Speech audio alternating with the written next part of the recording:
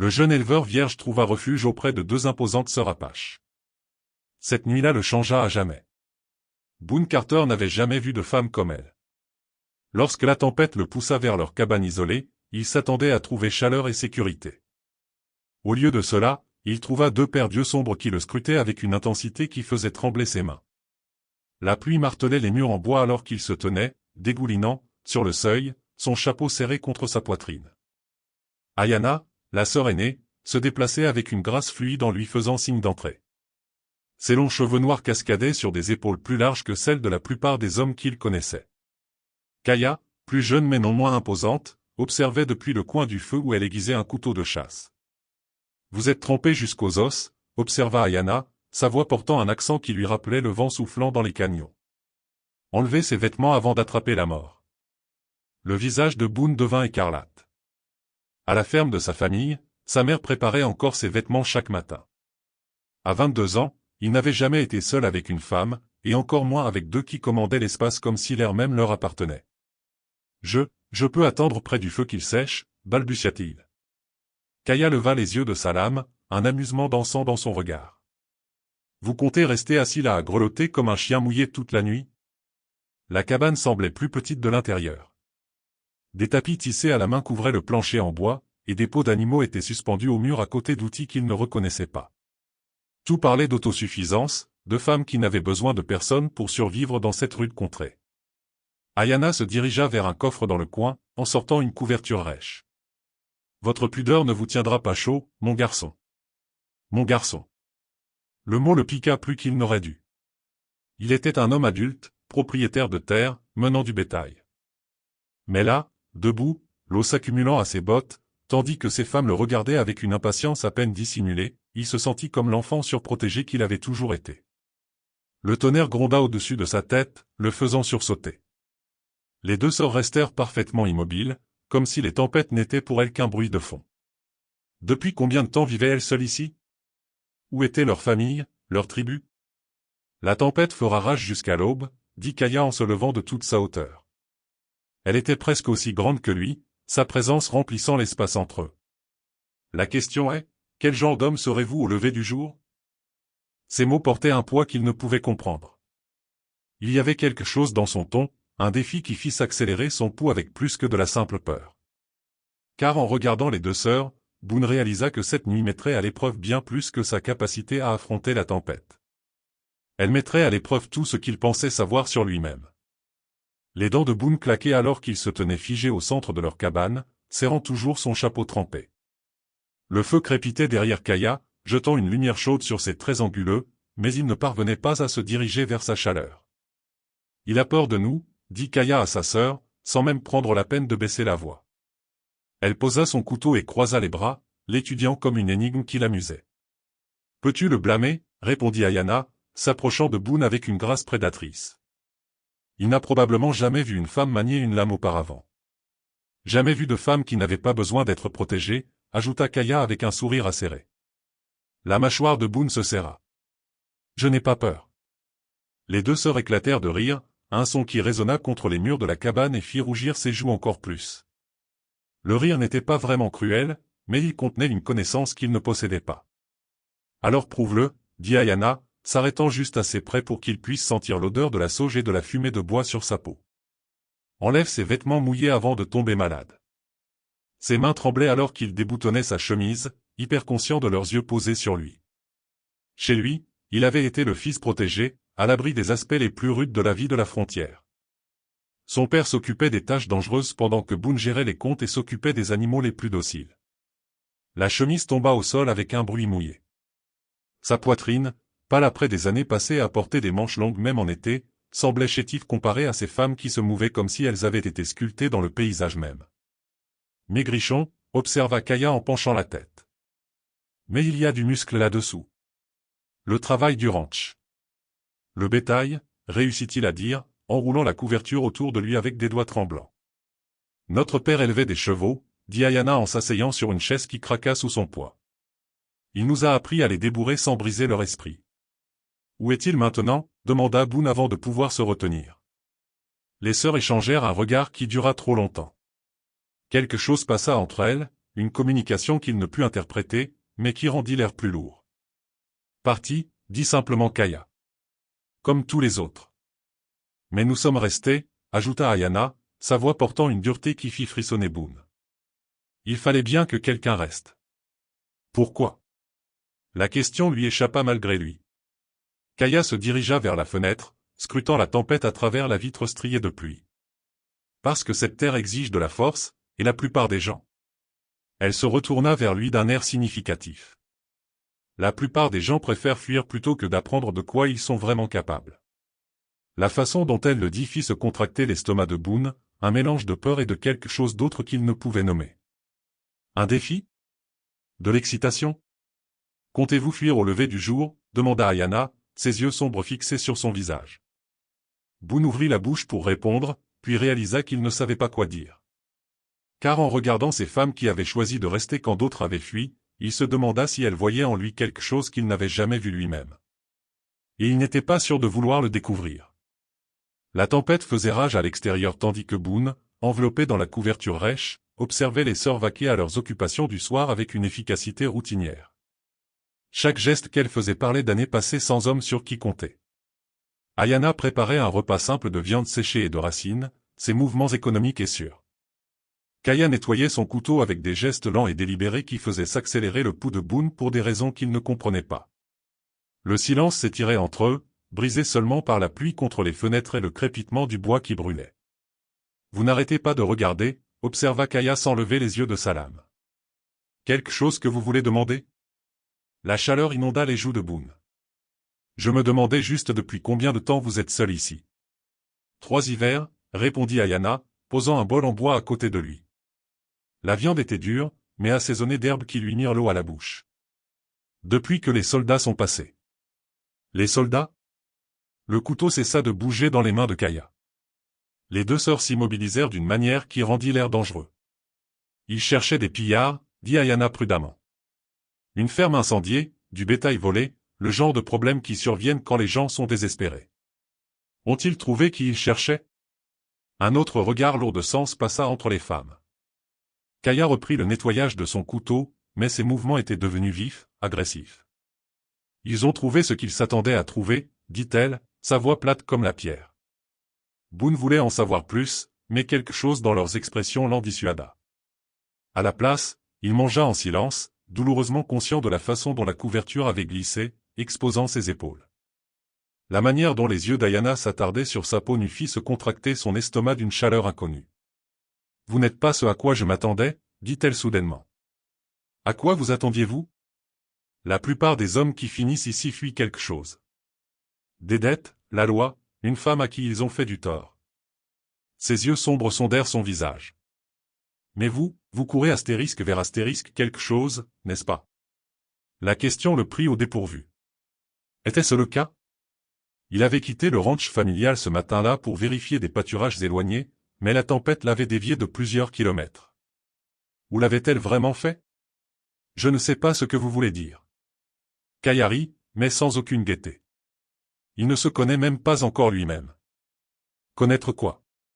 Quel genre d'homme vous êtes vraiment sous toute cette éducation soignée, dit Ayana en se penchant vers lui, assez près pour qu'il puisse voir des éclats dorés dans ses yeux bruns. Votre famille vous a gardé tendre, protégé. Mais il y a autre chose en vous, n'est-ce pas ?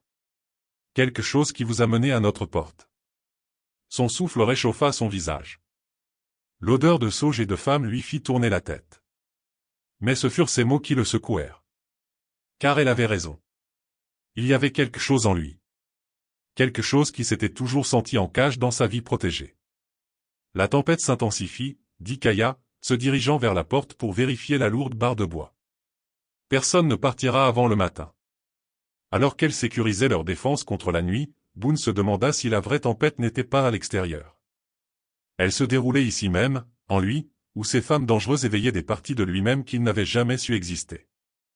Le feu avait baissé, projetant des ombres dansantes sur les murs de la cabane. Boone bougea sur la chaise en bois brut, hyper conscient de chaque son que faisaient les sœurs en se préparant pour dormir. Ses vêtements pendaient près des flammes, encore humides, mais ils se réchauffaient. « Vous ne pouvez pas dormir assis toute la nuit, » dit Ayana en déroulant une épaisse fourrure à côté de la cheminée. « Il y a de la place ici. » La bouche de Boone s'assécha. La pensée de s'allonger si près de ces femmes avec seulement une fine couverture entre lui et l'inconnu faisait battre son cœur à tout rompre. Je serai bien sur la chaise. Kaya renifla en s'installant sur sa propre paillasse. La fierté vous donnera un torticolis et des os froids, mais faites comme vous voulez. Alors que les sœurs s'installaient pour la nuit, Boone aperçut des bribes de peau brune et des silhouettes courbes qui le firent détourner rapidement le regard.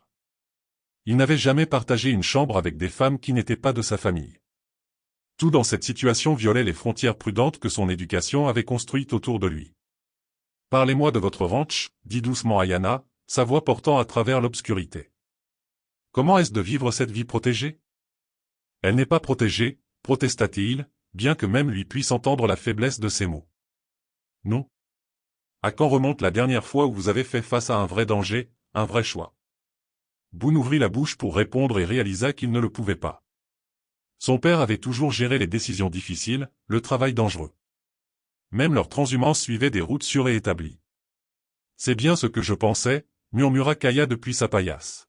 « Vous avez vécu l'idée que quelqu'un d'autre se faisait de qui vous devriez être. Et qui pensez-vous que je devrais être ?» La question flotta dans l'air comme de la fumée. Dehors, le tonnerre roulait à travers les montagnes. Mais à l'intérieur, le silence semblait chargé de possibilités. « Ce n'est pas à nous de décider, » dit Ayana. « Mais cette tempête, elle vous a donné une chance de le découvrir. » Une chance de quoi? D'arrêter d'être l'homme que votre famille a fait de vous, de découvrir qui vous seriez si vous deviez compter sur vous-même. Boone sentit quelque chose bouger dans sa poitrine, comme une porte s'ouvrant sur une pièce qu'il n'avait jamais vue. Ces femmes voyaient en lui quelque chose que personne d'autre n'avait jamais remarqué. Non pas une faiblesse à protéger, mais un potentiel à libérer. Et si je ne suis pas assez fort? La force n'est pas une question de muscles, dit Kaya en se tournant sur le côté pour lui faire face. Même dans la faible lueur du feu, ses yeux brillaient d'un éclat qui lui coupa le souffle. C'est savoir ce que tu veux et le prendre. Prendre quoi? Tout ce qui t'appelle, la voix d'Ayana était à peine un murmure. Tout ce qui te fait te sentir vivant au lieu d'être simplement en sécurité. La façon dont elle le dit fit déferler une vague de chaleur en lui.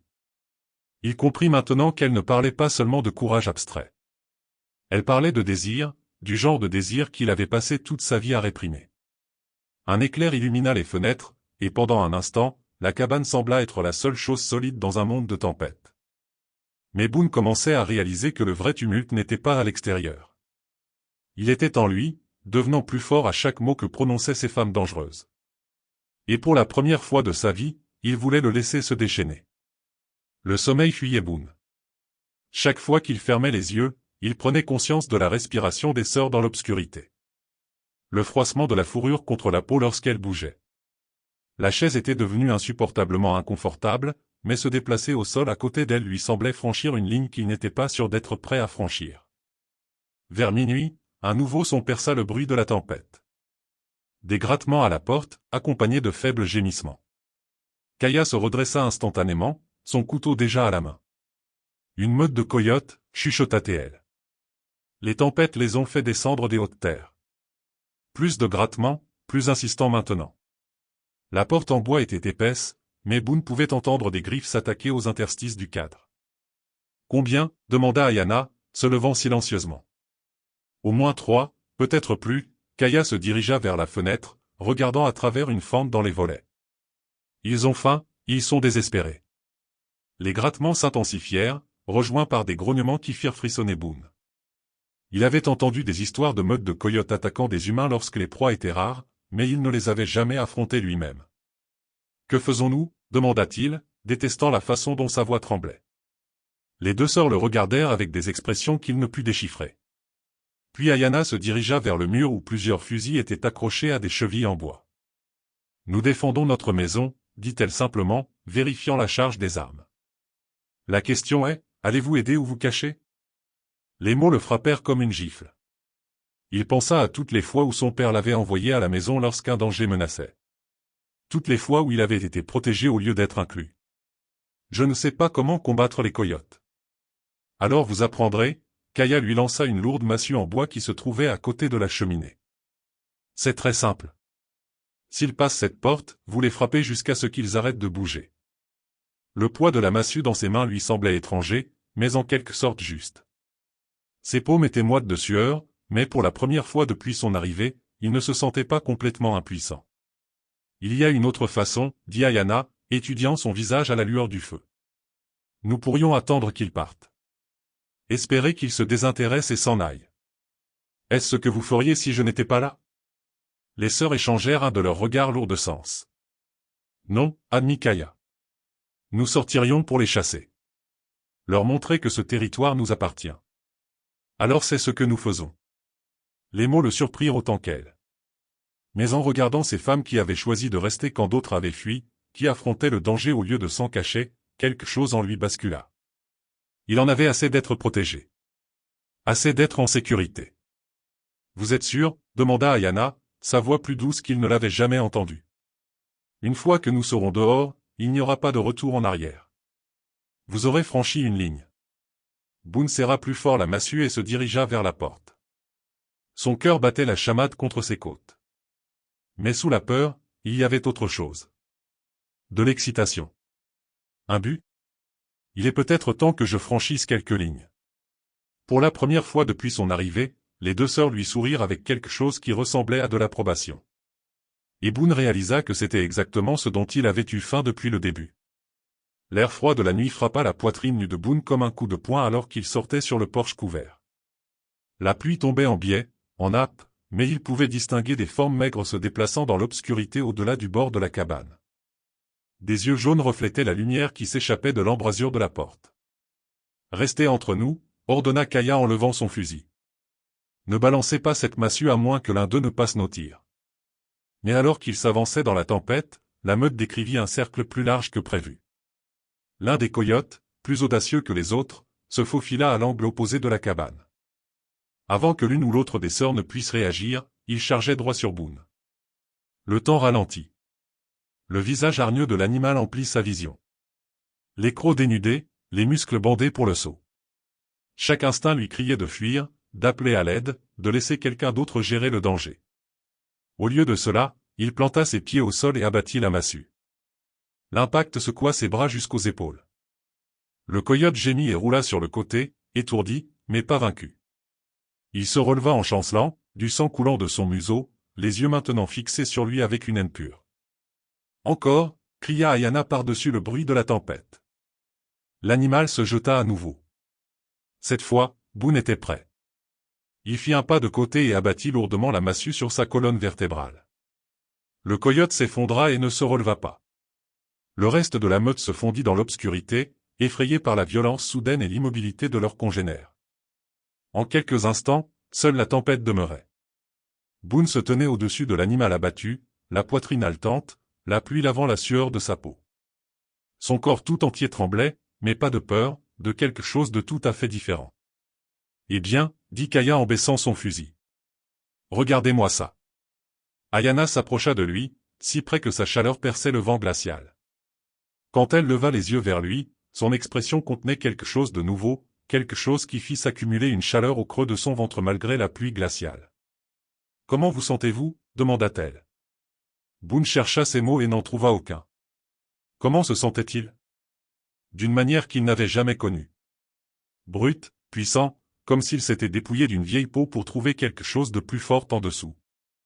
Différent, réussit-il enfin à dire. Différent en bien ou en mal? Il croisa son regard, vit son reflet en elle, et reconnut à peine l'homme qui le regardait. Toujours mince, toujours jeune, mais quelque chose de fondamental avait changé dans sa posture, son expression. En bien. Définitivement en bien. Kayari. Un son riche d'approbation. Je vous avais dit qu'il y avait autre chose en vous. Ils l'aidèrent à traîner le corps du coyote loin de la cabane avant de rentrer. Alors qu'Ayana verrouillait la porte derrière eux, Boone la surprit à le regarder avec une intensité qui fit de nouveau s'accélérer son pouls. « Vous n'êtes plus le même homme qui a franchi cette porte, observa-t-elle. Elle avait raison. Le garçon effrayé qui avait cherché un abri contre la tempête avait disparu. À sa place se tenait quelqu'un qui avait affronté un vrai danger et découvert qu'il était assez fort pour y faire face. « Et maintenant » demanda-t-il. Les deux sœurs se rapprochèrent, leur présence l'enveloppant de chaleur et de possibilités. « Maintenant » dit Kaya, sa voix basse et intime, « nous allons découvrir quelles autres lignes vous êtes prêts à franchir. La façon dont elle le dit indiqua clairement qu'il ne parlait plus de coyote. Et pour la première fois de sa vie, Boone se sentit prêt pour tout ce qui allait suivre. De retour dans la cabane, la peau mouillée de Boone fumait à la lumière du feu. Les sœurs l'observaient se sécher avec des expressions qui avaient complètement changé depuis son arrivée. Là où elles avaient vu un garçon effrayé, elles l'étudiaient maintenant comme si elles voyaient un homme pour la première fois. « Asseyez-vous » ordonna Ayana en tapotant la fourrure à côté d'elle. « Vous tremblez. » Mais ce n'était plus de froid. L'adrénaline du combat avait éveillé en lui quelque chose de primal, quelque chose qui répondait à la façon dont Kaya le regardait avec un respect nouveau. Alors qu'il s'installait à côté d'Ayana, elle lui tendit une tasse de tisane. Ses doigts effleurèrent les siens, et cette fois, il ne se retira pas. Le contact envoya une chaleur fulgurante le long de son bras. « Parlez-nous de votre famille, » dit-elle, sa voix plus douce qu'il ne l'avait jamais entendue. « Pourquoi vous ont-ils tant protégé ?» La question aurait dû le mettre sur la défensive. Mais au lieu de cela, il se retrouva à parler librement. « Ma mère a perdu 3 bébés avant moi. Quand j'ai survécu, elle ne pouvait supporter l'idée de me perdre aussi.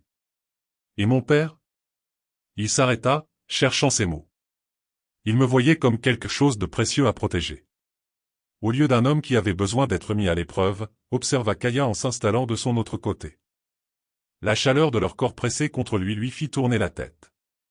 Ces femmes qui lui avaient semblé si dangereuses quelques heures auparavant lui apparaissaient maintenant comme des havres dans une tempête qu'il était enfin prêt à affronter. « Et vous » demanda-t-il. « Pourquoi êtes-vous vraiment resté quand votre peuple est parti ?» Les sœurs échangèrent un autre de leurs regards significatifs. Puis Ayana soupira, un son qui contenait des années de douleur. « Les soldats sont venus chercher des pillards, » dit-elle doucement. Mais ils ne se souciaient ni de la culpabilité ni de l'innocence. Ils voulaient que quelqu'un paie pour le bétail volé, les fermes incendiées. Ils ont pris les hommes d'abord, continua Kaya, sa voix dure comme la pierre. Notre père, nos frères, nos cousins. Ils ont dit qu'ils seraient détenus jusqu'à ce que les vrais pillards soient trouvés. Ont-ils jamais été trouvés? Non. Parce que les soldats avaient déjà décidé qui était coupable. La main d'Ayana trouva son bras. Son contact était à la fois réconfort et connexion. Les hommes ne sont jamais revenus. La compréhension déferla sur Boone comme une vague froide. Alors vous êtes restés pour garder leur mémoire. Nous sommes restés parce que quelqu'un devait le faire. Parce que fuir, c'était comme abandonner tout ce que nous avions jamais aimé. Il regarda ces femmes remarquables qui avaient choisi le deuil et l'isolement plutôt que la sécurité et sentit quelque chose bouger dans sa poitrine. Elle n'avait pas seulement survécu à la tragédie. Elle l'avait transformée en force. Je pensais que le courage signifiait ne pas avoir peur, dit-il lentement. Mais en vous regardant toutes les deux, je pense que cela signifie peut-être avoir peur et choisir de rester quand même. La main de Kaya rejoignit celle de sa sœur sur son bras. Et que choisissez-vous, Boone Carter? La façon dont elle prononça son nom le fit sonner comme quelque chose de précieux. Il plongea son regard dans leur visage, y vit l'acceptation au lieu du jugement. La force au lieu de la pitié. Je choisis de rester, dit-il doucement. Au moins jusqu'au matin. Mais même en le disant, il se demanda si le matin venu, il serait capable de partir. Car quelque part, dans l'espace entre la peur et le courage, il avait découvert une version de lui-même qui valait la peine de devenir. L'aube se leva, claire et nette. La tempête s'était enfin épuisée. Boone se réveilla pour se retrouver allongé entre les sœurs sur les épaisses fourrures. Leur respiration était profonde et régulière de chaque côté de lui. Quelque part durant la nuit, ils s'étaient rapprochés pour se tenir chaud, et maintenant leur corps formait un enchevêtrement de membres et de chaleur partagée qui faisait s'accélérer son pouls. Il avait franchi plus que des lignes durant cette longue nuit. Dans des conversations chuchotées à la lueur du feu, dans des contacts qui étaient devenus plus audacieux au fil des heures, dans la façon dont elle l'avait regardé quand il avait prouvé qu'il pouvait tenir bon. Il était entré dans un territoire qu'il n'aurait jamais imaginé exister. Ayana bougea la première, ses yeux sombres s'ouvrant pour le trouver en train de la regarder. Au lieu de s'éloigner, elle sourit avec une intimité qui lui serra la poitrine. « Comment te sens-tu » demanda-t-elle. La même question que la nuit précédente, mais chargée d'un sens différent maintenant. Comme si j'avais dormi toute ma vie jusqu'à présent. Kaya s'étira de son autre côté, sa main trouvant sa poitrine. Et maintenant, tu es réveillé. C'était vrai. Chaque sensation semblait plus vive, chaque émotion plus réelle. Les frontières prudentes qui avaient défini son existence s'étaient complètement dissoutes, laissant place à quelqu'un qu'il reconnaissait à peine mais qu'il comprenait enfin. « Je dois rentrer, dit-il, bien que les mots lui parurent aussi difficiles à avaler que du verre. Ma famille va s'inquiéter. Nous savons, dit simplement Ayana. Mais tu ne repartiras pas en étant le même homme qui est parti. Elle avait raison.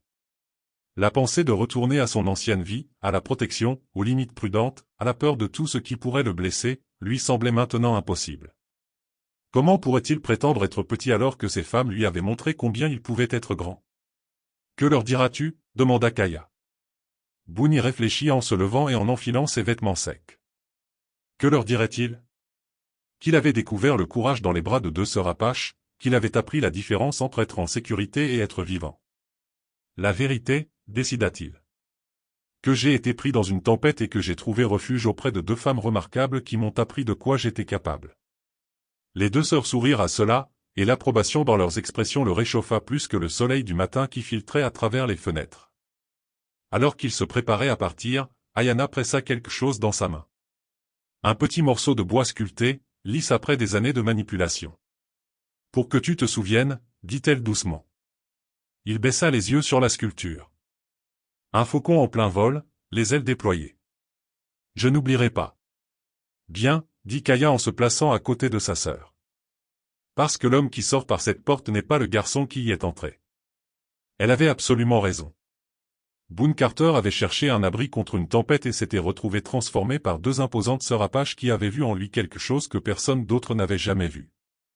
Elles avaient défié ses peurs, éveillé ses désirs et lui avaient montré que la vraie force ne venait pas d'être protégée, mais de choisir d'affronter tout ce que la vie exigeait. Alors qu'il montait à cheval et jetait un dernier regard à la cabane, les deux sœurs se tenaient sur le seuil, le regardant. La vue de ces femmes, fières, fortes, non brisées par la perte, se grava dans sa mémoire. Cette nuit-là l'avait changé à jamais. Et en rentrant chez lui, Boone savait qu'il ne se contenterait jamais de moins que la vie pleine, dangereuse et magnifique qu'elle lui avait montrée possible. L'éleveur vierge qui avait cherché refuge avait disparu pour toujours, remplacé par un homme qui avait enfin appris ce que signifiait être vraiment vivant. Si vous avez aimé cette histoire, cliquez sur la vidéo qui s'affiche à l'écran pour découvrir un autre récit inoubliable de transformation et de courage dans la frontière sauvage, où le destin et les liens humains se heurtent de manières inattendues. N'oubliez pas de vous abonner et pensez à un super chat pour nous aider à continuer à vous proposer d'autres histoires comme celle-ci. Votre soutien est tout pour nous.